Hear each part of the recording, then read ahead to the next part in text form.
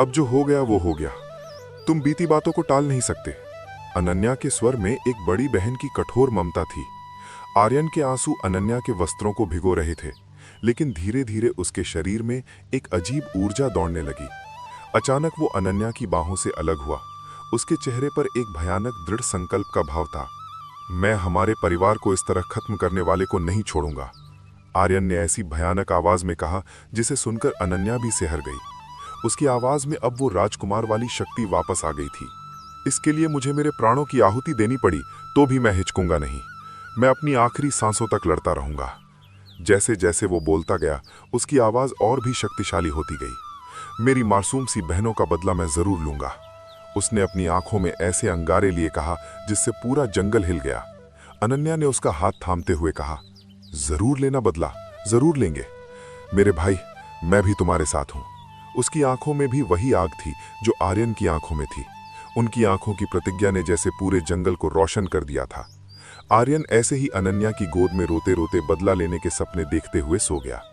उसके चेहरे पर अभी भी आंसुओं की चमक थी, लेकिन उसके होठों पर एक विचित्र संकल्प की मुद्रा थी। सुबह सुबह जंगल से उठती जानवरों और पक्षियों की आवाजों से आर्यन की नींद टूट गई।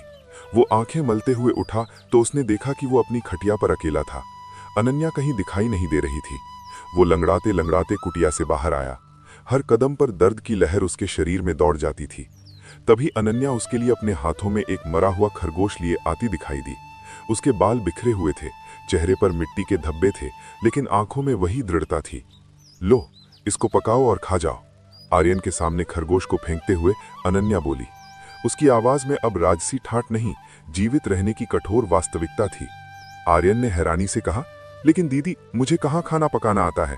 मैंने अभी तक खाना बनाना छोड़ो अपने महल में रसोई घर देखा भी नहीं है। उसकी आवाज में एक राजकुमार की असहायता महसूस हो रही थी, जो अब एक साधारण मनुष्य की तरह जीने के लिए मजबूर था।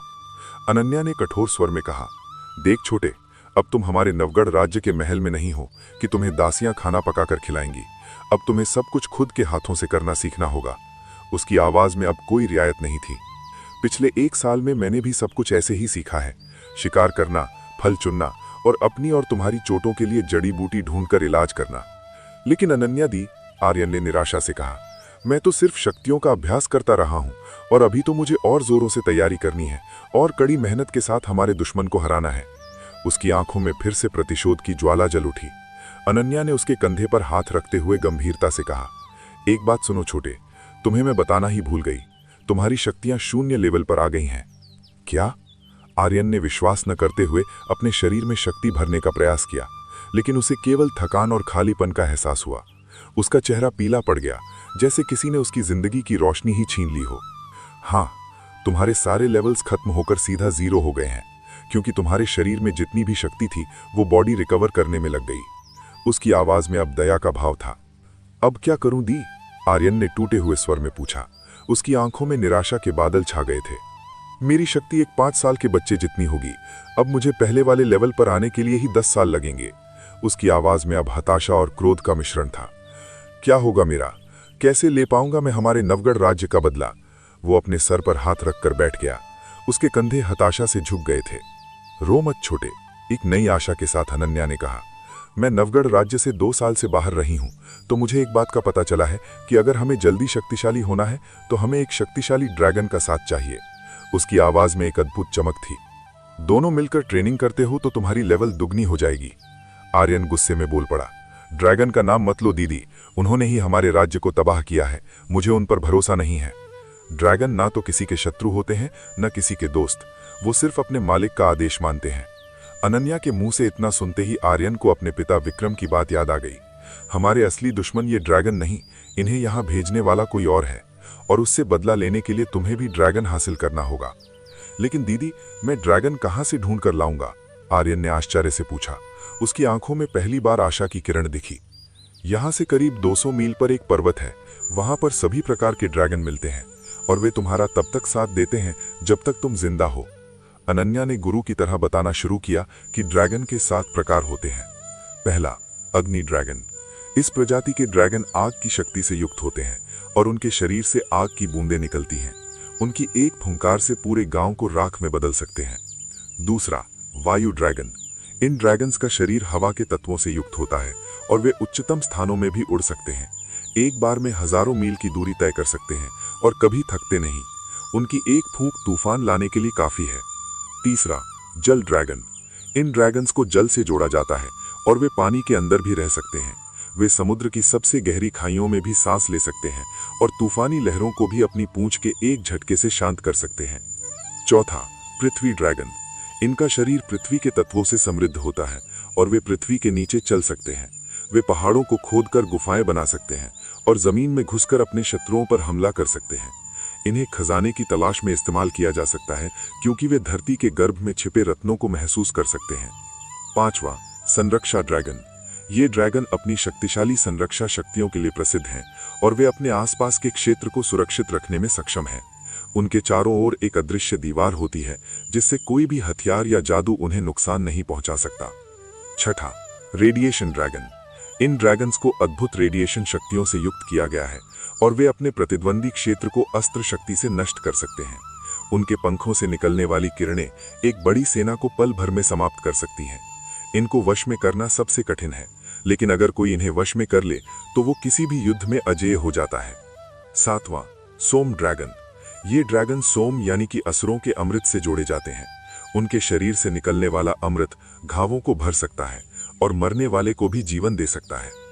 आर्यन ने अनन्या की बातें सुनते हुए अपनी आंखें बंद कर लीं, मानो वो इन ड्रैगन को अपने दिमाग में उतार रहा हो। इन ड्रैगन की लेवल्स होती हैं क्या? उसने अचानक पूछा। हाँ होती है, अनन्या ने बताना शुरू किया।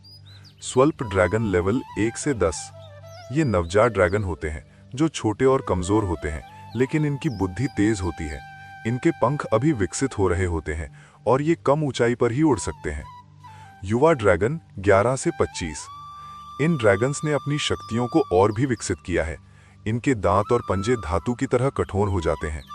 मध्यस्थ ड्रैगन 26 से 40। ये पूरी तरह से विकसित होते हैं और इनके शरीर पर मजबूत कवच की तरह स्केल्स होती हैं। ये तूफान और आग जैसी प्राकृतिक आपदाओं का मुकाबला कर सकते हैं। अद्वितीय ड्रैगन 41 से 55। इनकी अद्वितीय शक्तियां और विशेषज्ञता होती है जो उन्हें अन्य ड्रैगन से अलग बनाती हैं। उत्कृष्ट ड्रैगन 56 से 70। ये अपने क्षेत्र के राजा होते हैं और छोटे ड्रैगन इनका आदेश मानते हैं। महाड्रैगन 71 से 85। इनका स्तर बहुत ऊंचा होता है और इनकी शक्तियां दैवीय प्रतीत होती हैं। केवल महान योद्धा ही इनसे मित्रता कर सकते हैं। अद्भुत ड्रैगन 86 से 100। इन ड्रैगन्स को देवता समान माना जाता है। इनकी एक फुंकार से पर्वत धराशायी हो सकते हैं और इनकी कृपा से मृत भी जीवित हो सकते हैं। इन्हें अपना साथी बनाना लगभग असंभव है। आर्यन ने गहरी सांस ली। उसे एक ड्रैगन का साथी बनना था और फिर वो अपने परिवार का बदला लेगा। दोनों ने खाना खाया। उसके बाद अनन्या कुटिया के एक कोने में गई और वहां से एक कपड़े में लिपटी हुई वस्तु निकाली। उसने कपड़ा हटाया और आर्यन की आंखें चमक उठी। ये तो हमारे पिता की तलवार है। हाँ, अग्निज्वाला, नवगढ़ राज्य की पवित्र तलवार। आर्यन ने आदर से तलवार को हाथों में लिया। पिताजी, पिताजी, उसने धीमे स्वर में कहा। उसकी आंखों में आंसू थे। मैं आपका बदला जरूर लूंगा। अनन्या ने एक लंबी सांस ली। अब हमें चलना चाहिए। सूरज अभी ऊपर है। हम कुछ मील का सफर तय कर सकते हैं। क्या अनन्या और आर्यन को मिलेगा ड्रैगन? क्या मुसीबतें आएंगी उनके रास्ते में? जानने के लिए सुनते रहिए त्रिलोक रक्षक कहानियां.com के साथ।